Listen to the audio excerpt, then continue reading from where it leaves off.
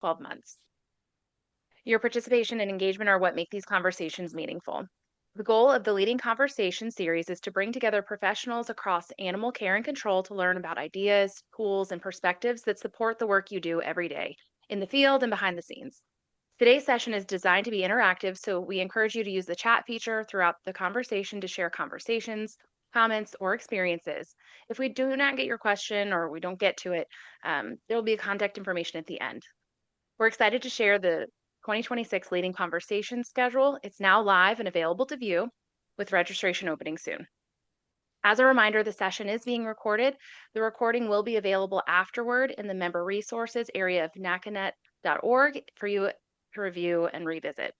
With that, we're excited to end our year with BarkPass, and now we'll pass it over to Steve.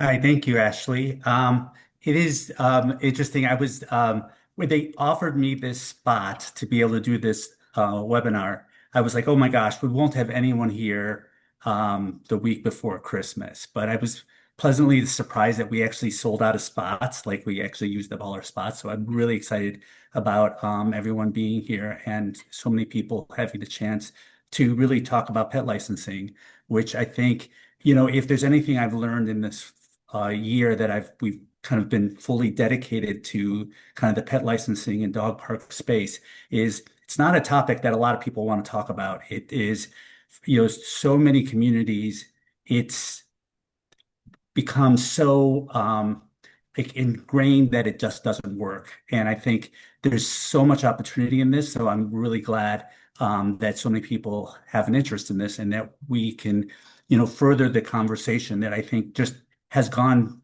relatively quiet about the potential for pet licensing. When I originally had this, when they originally talked to me about coming on for this webinar, we needed a placeholder for the name of the presentation. We talked about the future of pet licensing, and we'll absolutely talk about the future. But the kind of the name I sort of talk about is sort of the untapped value of pet licensing, and really talk about like where we're at right now and where we're going, and where we can go if we kind of make pet licensing, reprioritize it in our communities and why we should. So a little bit about me for people who might not have met me before. I've been in the pet sheltering space for a very long time. I started my career in New York City animal care and control in New York City many years ago now.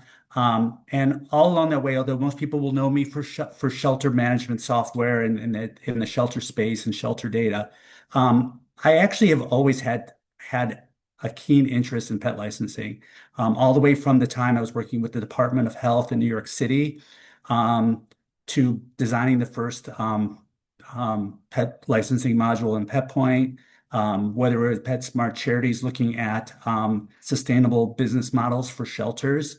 And then also particularly, and I got very excited about it, is with Chameleon and the amount of clients who Chameleon has. So for me, pet licensing, although I'm not known for it, is something that has always been something I've been, I wouldn't have called it a passion then, but I'm saying it's going to be, I think it's becoming that because I do think there is so much opportunity for the goals that we have in animal welfare to be supported by the work of pet licensing. And I really want people to start taking the opportunity to use it to do so because there are communities that are.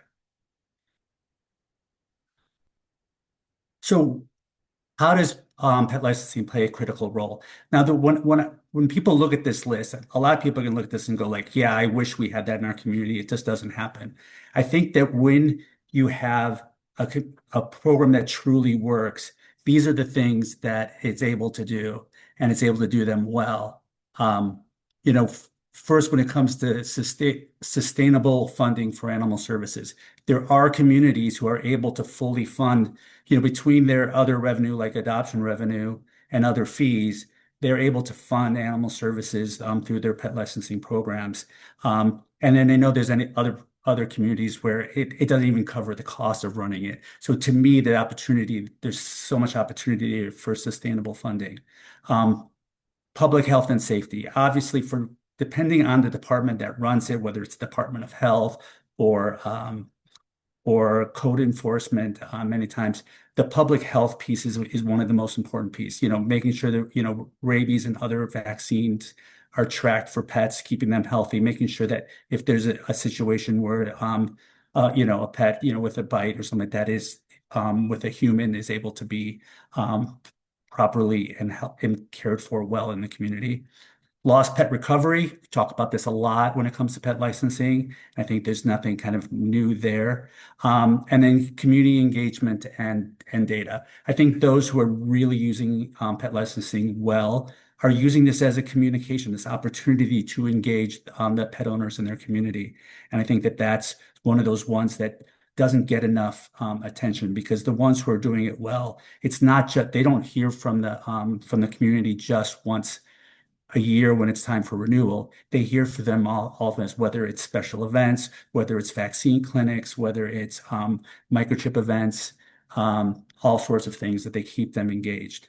Um, the one thing I wanted to also point out before we kind of go any further is I know that there's a lot of communities who are on like kind of the microchip only, you know, um, plan or things like that. And I think that that is those programs have their um, their value, but I think sometimes we need to reframe even those programs because in reality, what those are is kind of a lifetime registration concept where we might have the physical tag is replaced with a microchip, but that a lot of these practices can still happen in the sense of if you treat it like a lifetime license, you could still collect a lot of the information. You could still make sure that they keep their data up to date and that you could still engage these people to ensure that if any of these things come up in their community, that they could still participate. So I know that sometimes the kind of the microchip only concept is like, well, we'll just microchip them and walk away. But there is some work to be able to get to have those programs be successful. So the one thing I wanted, so for anyone who might have come across us this year as we kind of meandered through the country, going to conferences or got some of our mailings, we did put out there a question about pet licensing out there, a little survey just to get a sense of where the industry had the perception of how pet licensing is doing in their communities. And I think what's interesting is if you look at it, it says that this group of people, which was all industry people, so it was either animal welfare people, like mostly who are probably on the phone here. It could be city clerks, it could be city managers, it could be Parks and Rec, all sorts of professionals in their community who took this survey. What we saw is that 28% believe that it's about 15% of their pets are properly licensed. Uh, about another 32% that think it's between 15 and 30%. And then you sort of round off, you could see sort of where others think it's a little bit higher in their community. In reality, what we know, what we believe is that it actually nationally sits around 12%. So I think that's really important to pay attention to because a lot of the things that we have where people are pushing back on pet licensing is this idea of it, of that, it's that kind of impossible to do. But here's the thing, if you could go from 12% to 24%, or from, let's say, 20% to 40%, that would double or triple, double revenue if you could get to 50%, like which shouldn't be that crazy. Think about the potential you have if you're able to not even get to the point where like, that idea that everyone or 90% are pet licensed. That's a big dream, and I'd love to be in that world where we're having the conversation of how to get from 75 to 90. But we're literally at the very bottom. In most communities, that's exactly where they are. I know that there are communities who are definitely doing better and are definitely at that 50% or 60% level, but there's still always room to continue to grow that. Um, when we asked the question of what we thought were the top barriers in pet licensing, lack of public awareness, perception of no value, um, lack of enforcement, cumbersome processes, cost concerns, and a mistrust of government. So let's talk a little bit about those. So for sure, probably the very first place, I would start with this is this idea of mistrust of government.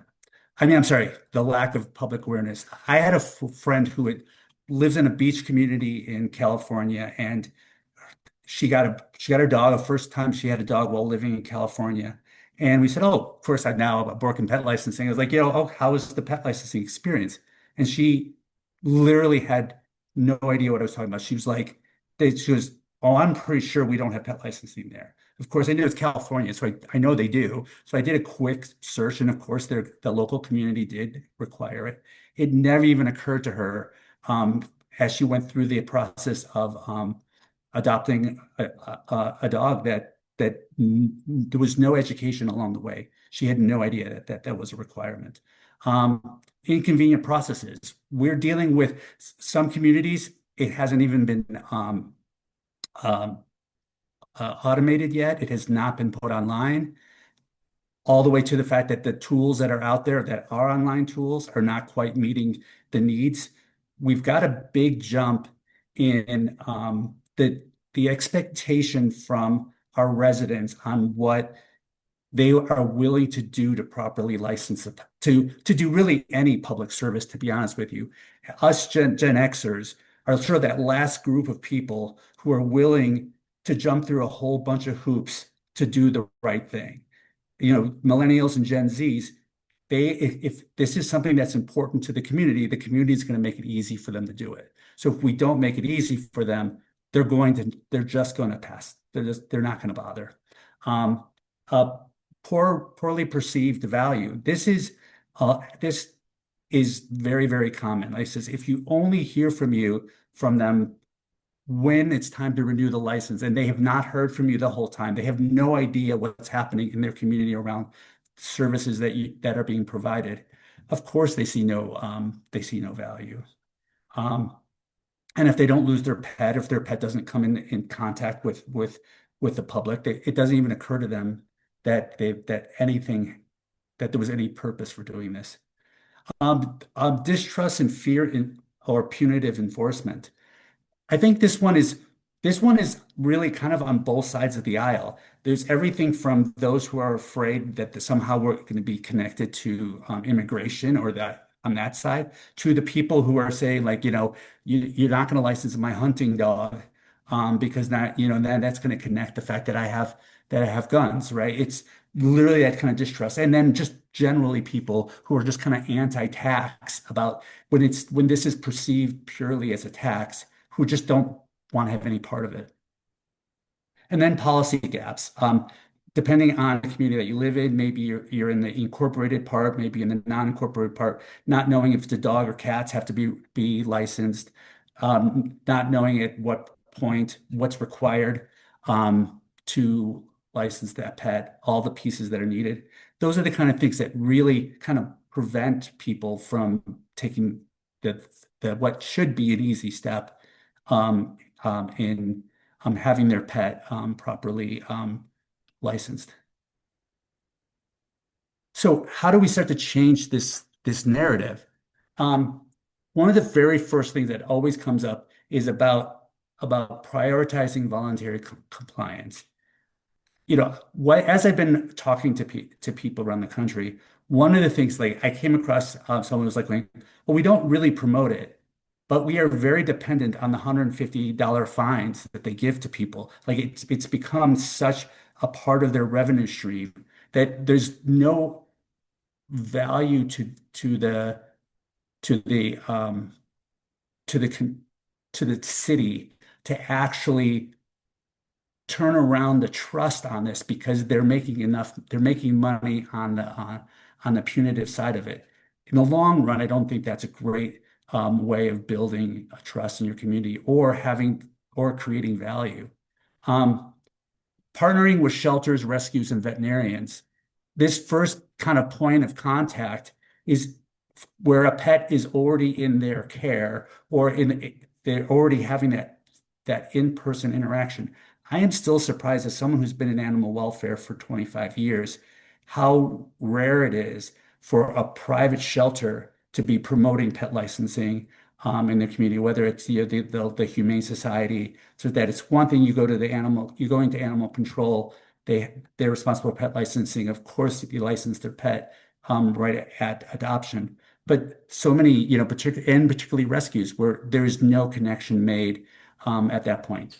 Same with veterinarians. There are some communities, I think this is particularly popular in Florida, where the veterinarian is the point for pet licensing. They're able to buy the license from the veterinarian and be able to tie it they got their rabies vaccination done and are able to leave with a license. I think that's really important. Engaging pet businesses and housing partners. This one I think this one is particularly interesting because working with these businesses who also are touch points with customers is really important.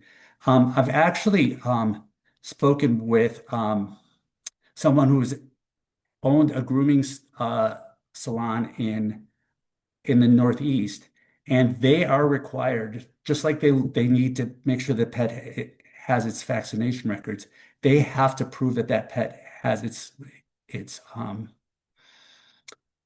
license. They can be fined, along with the customer could be fined if if they're found with non-compliance. This includes um, what this person had told me that is they would be regular checks from animal control to go into, let's say, a pet resort and check that all the pets had rabies, had a license, and if not, like I said, both the pet owner and the business would be fined. So just interesting way in which um, to look at enforcement of licensing things. And of course, it comes off as punitive, but I think what's also important is those people become your partner. If they have to be licensed to be able to use their facilities, they'll point them to the right spot to get that done. Um, Targeted and data-driven enforcement. So the idea is I think that there's a lot where communities will immediately say, okay, we went to the areas where the most lost pets happened, or we have the lowest percent of pets license, and that's the area we focus on.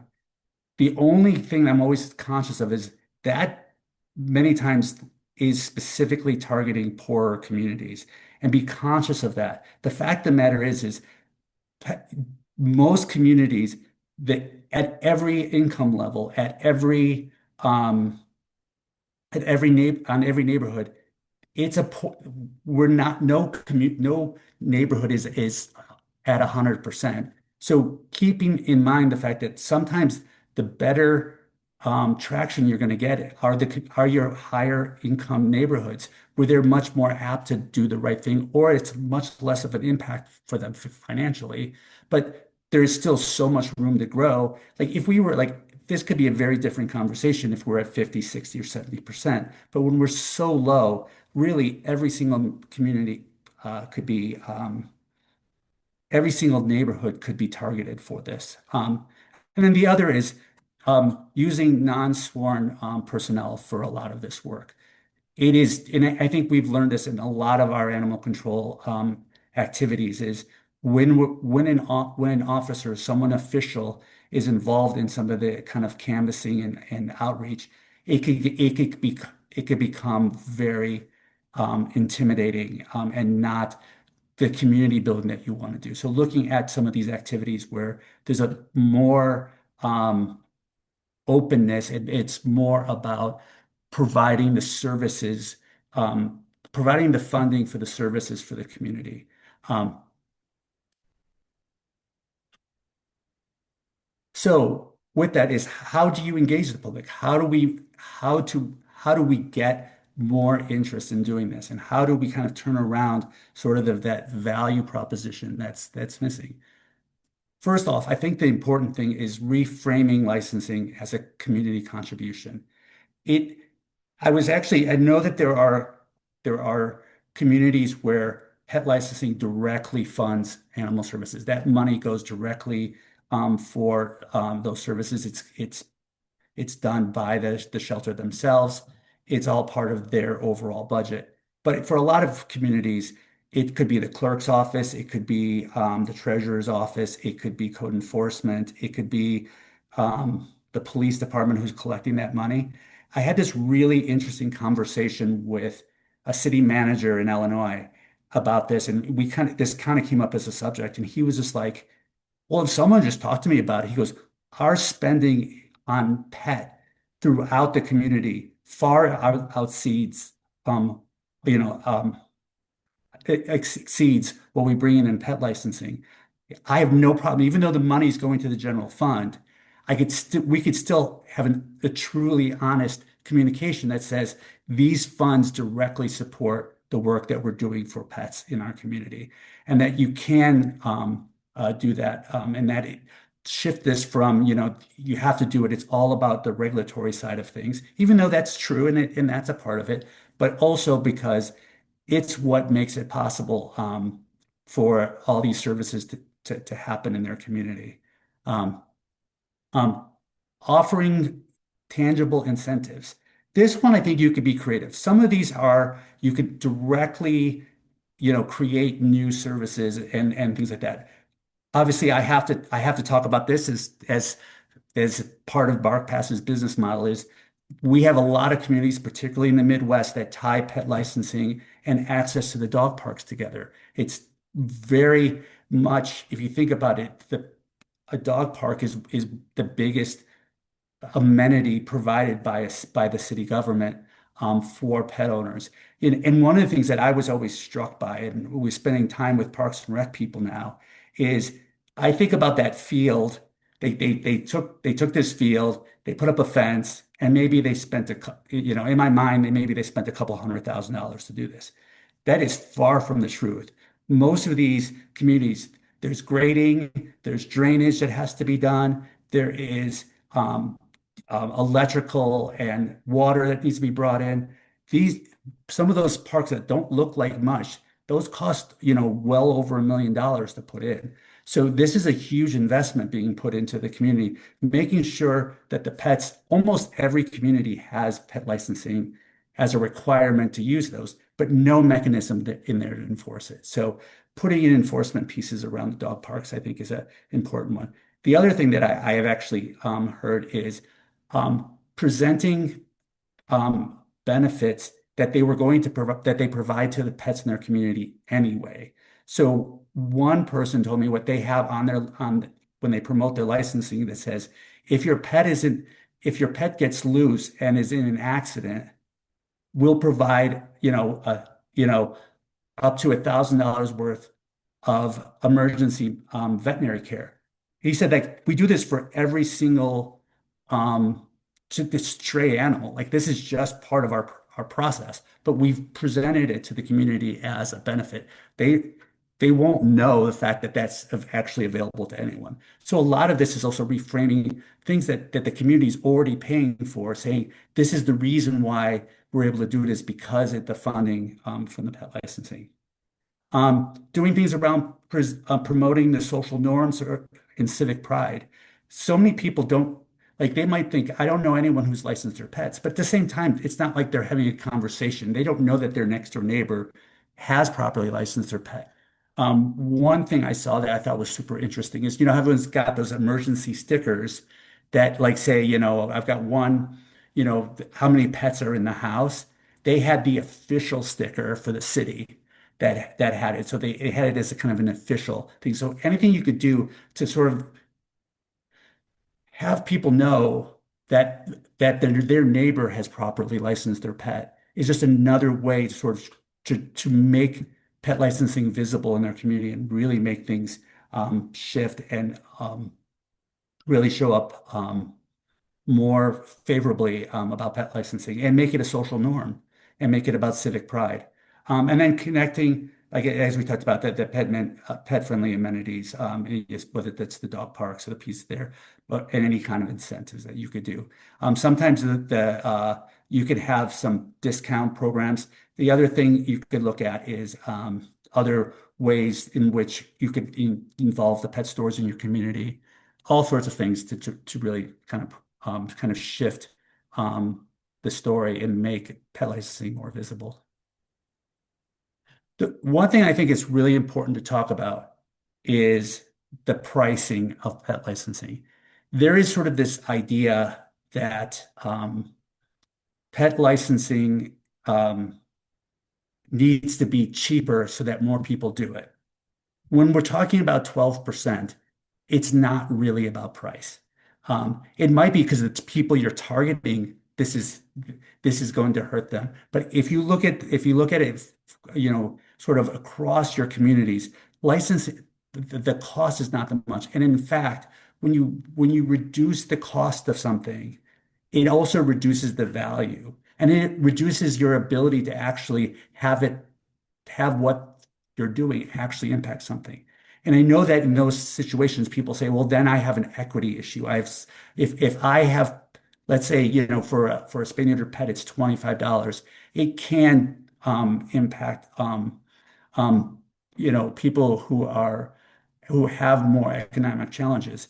Um, in those situations, you can have tiered pricing. We have communities I talk to have built-in discounts for seniors, have built-in discounts for veterans. We had one community that just says if you're on any kind of public assistance, just upload any kind of document, and they're just very liberal with it. If you're on any kind of public assistance, we'll discount your license. There are many ways to be able to have pricing have value, like bring that value to where it should be, and be able to make sure it doesn't affect people from an equity standpoint. Um, the other thing I would talk about is the idea of multi-year or subscription style licenses. We have communities that are doing like that lifetime, as I talked about, like the microchip one. You pay a lifetime fee, and as long as they keep their rabies information up to date, their license stays active. 3 year tying it more closely to their rabies vaccination. You see a lot of 1 and 3 year things like that reduce the operational cost and what it requires from the pet owner to have to do this every year. Um, Again, and also with the tags, just because they do the renewal every year, many communities, and I'm sure there's plenty here, have moved away from issuing a new tag every year, but they say to keep that same tag active unless they lose the tag and then they do a replacement tag. So there are many ways that both kind of can reduce the impact on that price and make it uh, easier. The other thing is you could look on the bundling other services. This is again the ability if you're doing microchipping or vaccinations. Obviously, here I'm going to throw in the fact is that our many of our communities, the dog park is an extra fee. You're actually able to charge for that there. Um, um, Incentivizing early and first time compliance. These are the people like it's one thing to have a renewal. It's like what can you do to get people in the first time and look at whether there's some kind of an immediate discount or like I said, I think these lifetime registrations have some real value. Aligning penalties with participation goals. I think that sometimes the idea is that we make that penalties really high and the base pricing really low. But sometimes it doesn't really create the effect that you want. The example I used earlier, it really can create sort of that negative image or like going, well, I'm just going to try to make sure I don't get caught. And that way this isn't a problem. So and then the other thing, just from a revenue perspective and something to consider is if you're not asking for donations, you should. I mean, no matter how you're doing pet licensing or who's doing it, if you could tie it back to a fund, if you could tie, maybe if it's the treasurer's office, you have to tie it back to a fund. For the shelter, for sure, you should be asking for donations. Because for every pet owner who is annoyed that they have to do this work, there's there's at least one or two who really do want to see pet services in their community thrive. Like even if you only get 10 to 15% of your population to give even a little extra, it's still worth it. I mean, you should take the opportunity to ask because those who do, and I am sure there are examples of it here. I know I live here in Phoenix in Maricopa County. I know that they've talked about how much revenue they are able to get from donations from pet licensing, and I think it's really important.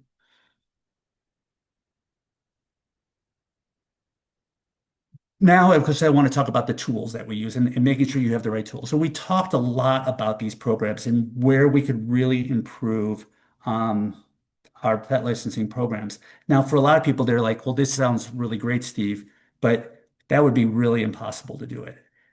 And this is not just with BarkPass, but with the right software today can do all of this stuff, can manage all of these tools. And if your tool can't do these things, can't if your tool can't align to the goals, then there's a lot of options out there, probably more than most people realize. Um, so finding the right tool is really important. It obviously needs to be user and digital experience. At this point, 70% of households do not have a laptop or a computer. That means that any interaction they have is going to be on the phone. If not, it's just not going to get done. So if you're not mobile, if your residents can't use a mobile phone to do it, then you don't have an online experience because 70% of your people do not have access to a computer. And that's really important. Um, Flexibility. I know when it comes to pet licensing, this is all based on code, on laws. There are things you could do, there are things you can't do, there are things that have to be done in exactly a specific way. Your tool needs to be flexible and be able to handle any structural pricing, the structure that you have, anything around um, process.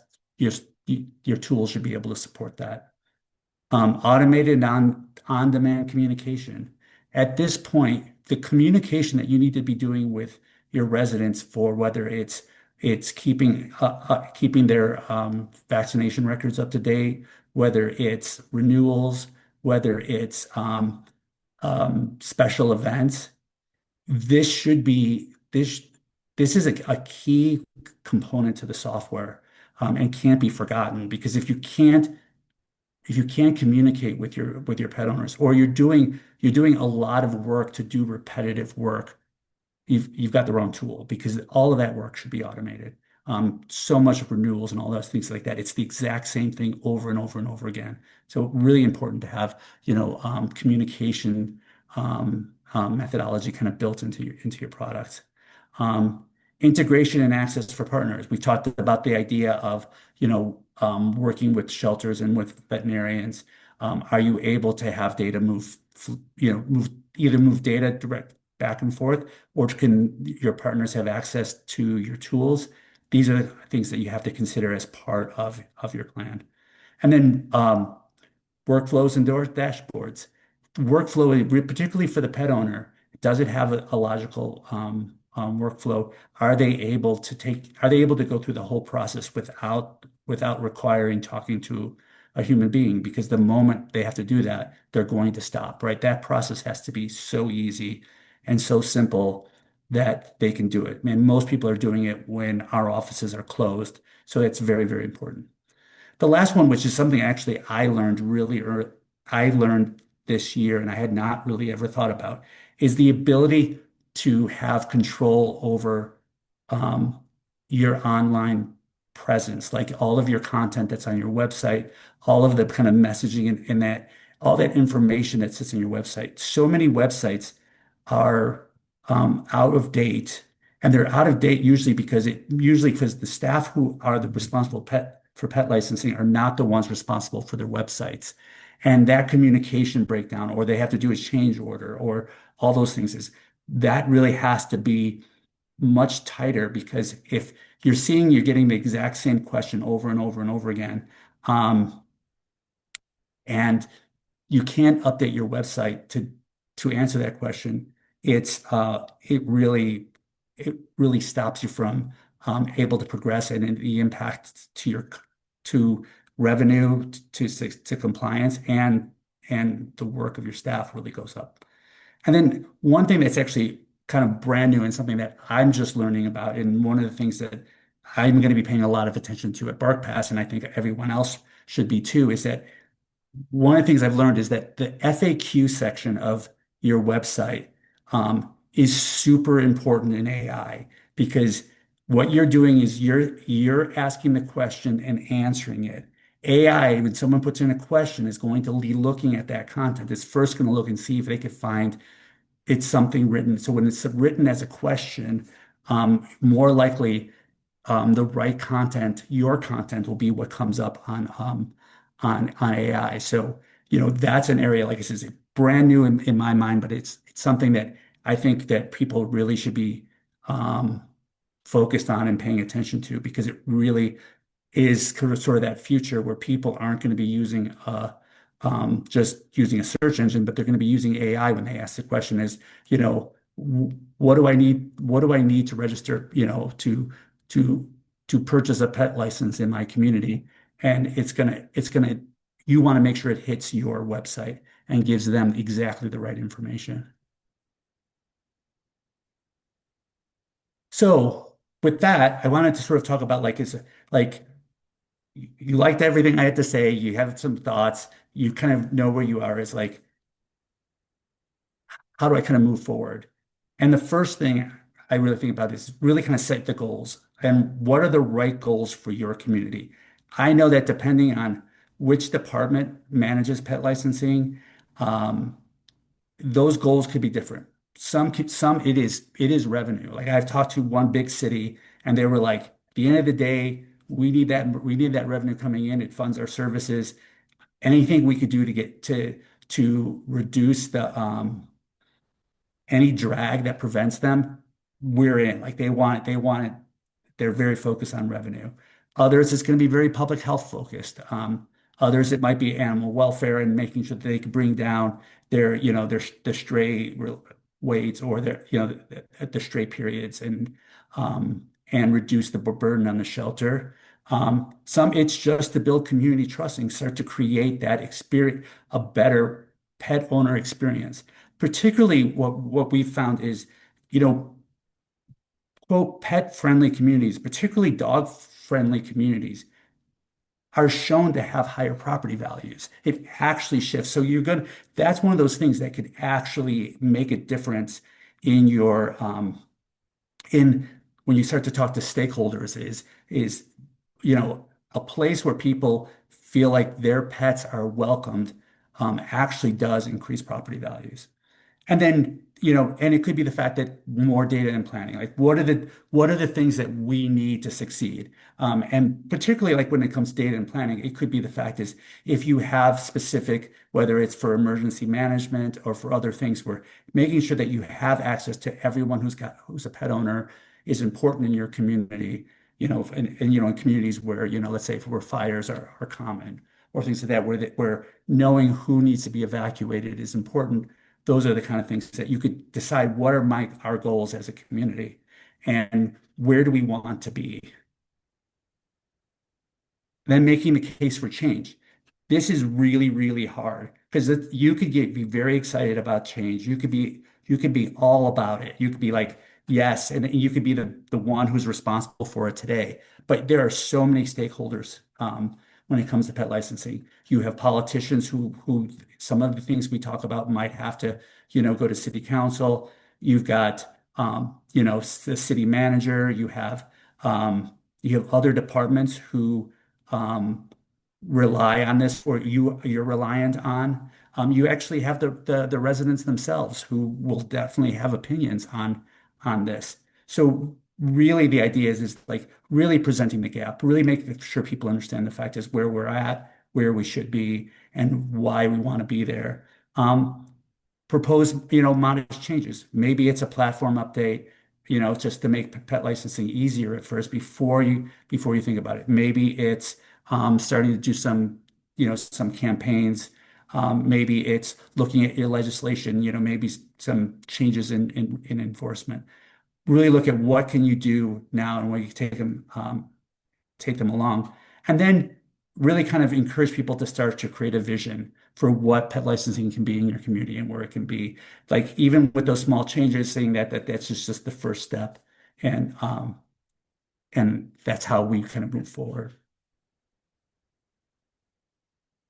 So what can a kind of a plan look like? So a plan could look like, first off, fully understanding where you're at as a community, truly understanding if you don't know what your compliance rate is, learn it, figure out exactly.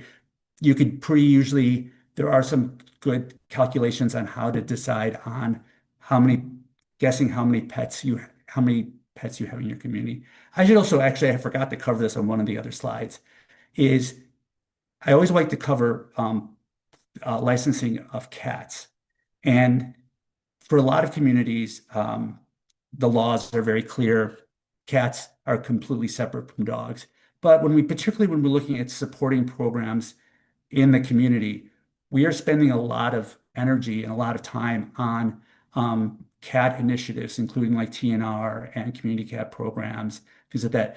Providing licensing around cats, even though they're indoor cats and they might not play at kind of a in a lost pet recovery space.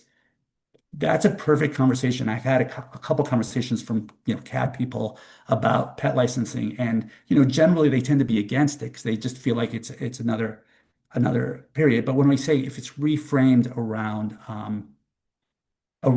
funding the programs, the cat initiatives in their community, it does change the conversation, and more people are interested in talking about it.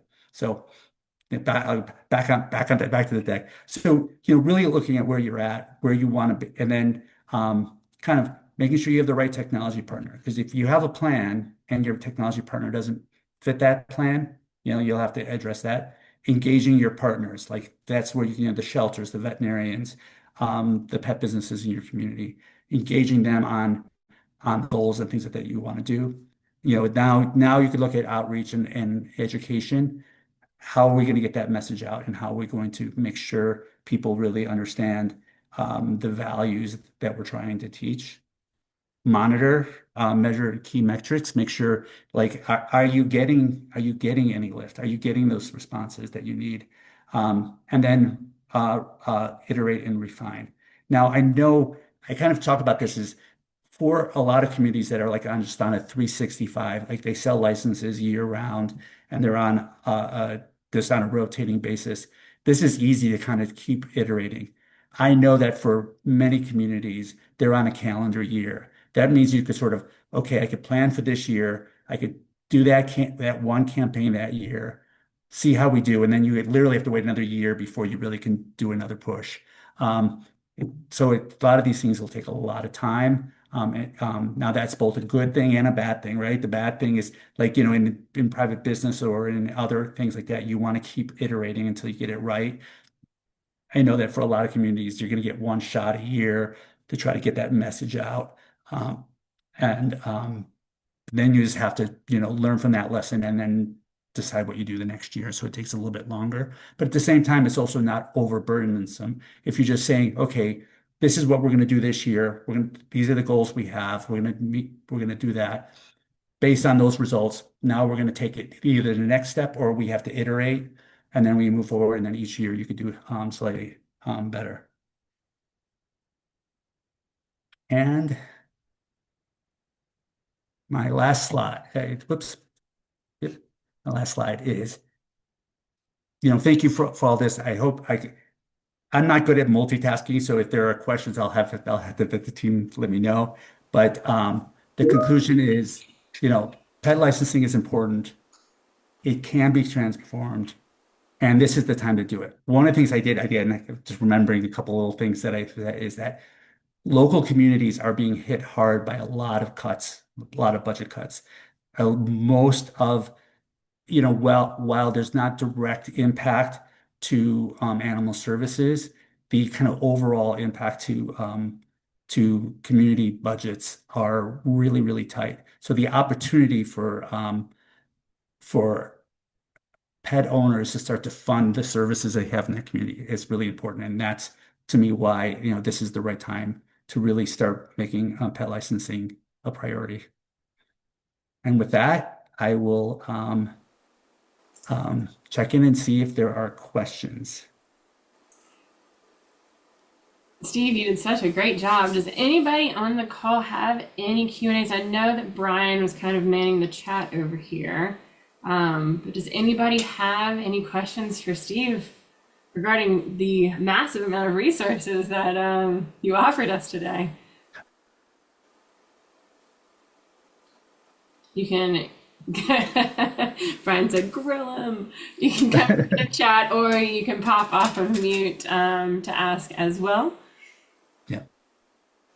And I know it's a lot. And I should note that I got my email address on there. Anytime you have a question about anything, on anything, anyone who knows me, I'm sheltering anything like that. I'm always happy to answer any kind of questions, and but particularly pet licensing. And then the link I have there is to our white papers, and this presentation was a very scaled back version of a 17-page white paper on pet licensing that has a ton more detail in it. And I definitely recommend taking a look at that if and it's also something you could send to people. When we created the document, we knew that for a lot of people who are on this call, this is information you've heard over the years, but this is something you could send to the stakeholders in your community that really kind of spells out what's possible if pet licensing is taken seriously. We do have a couple questions in the chat. A brief rundown of pricing for BarkPass services would be great. Is that okay? Is that okay for me to do? I want to make sure I don't. No, you have 12 more minutes. It's all yours, Okay. sir. Okay. I'm always conscious of the fact that the presentation is not it. So the way BarkPass pricing works. So first, I gotta be clear because there are different ways in which people use. Like there are services and there is software. So BarkPass is a software, just so we would be comparable to if you were using, one of the modules in your shelter management software. So our pricing is it's $3,000 a year for the platform, and then your users pay or you can pay, it's up to you, 5% processing fee for online licensing. But you could have your users pay that, your residents pay that, and everyone's used to processing fees these days. So that can easily be passed on. So then if you're passing it on to your things, then it's purely just $3,000 a year. Excellent. And Christy asked, has anyone switched from one vendor to another? Any recommendation of who they liked and who they didn't and why? I don't know if that's for me to answer, but if anyone wanted to answer for her in there, they're welcome. And hopefully any of our BarkPass clients, tell them how fantastic we are. BarkPass is amazing. We see them on the conference circuit often. And I'm conscious of the fact, as I know that people out there, and I'm conscious of I don't want to turn this into a sales call thing, but obviously we can answer all of these questions about like what product you're on, what it would be like to move, and all those other things. But like I said, I'm conscious of the fact is that I love the questions, but I want to make sure that I stay true to the fact that this is a webinar, not a sales pitch. So, Steve, anybody who is overwhelmed by kind of where to start on this journey, what would you pinpoint out of all the amazing things that you talked about today? Where on the journey of licensing or buy-in from the community and city council, where would you recommend starting on this yellow brick road? I think that I would probably start with understanding what your goals are, and the department that for some, like I said, if there's anything I continue to learn is how complicated, like who each of the stakeholders are and what they want from pet licensing. One of the things I've noticed is so many people have given up.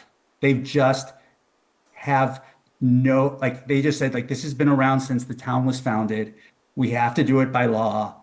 They're so pessimistic about it. So the first thing you need to do is kind of decide where do we want pet licensing? Like if we could wave our magic wand, what would it do? Would it be about the funding of your services? Would it be about, a public safety thing? Because every community has different priorities.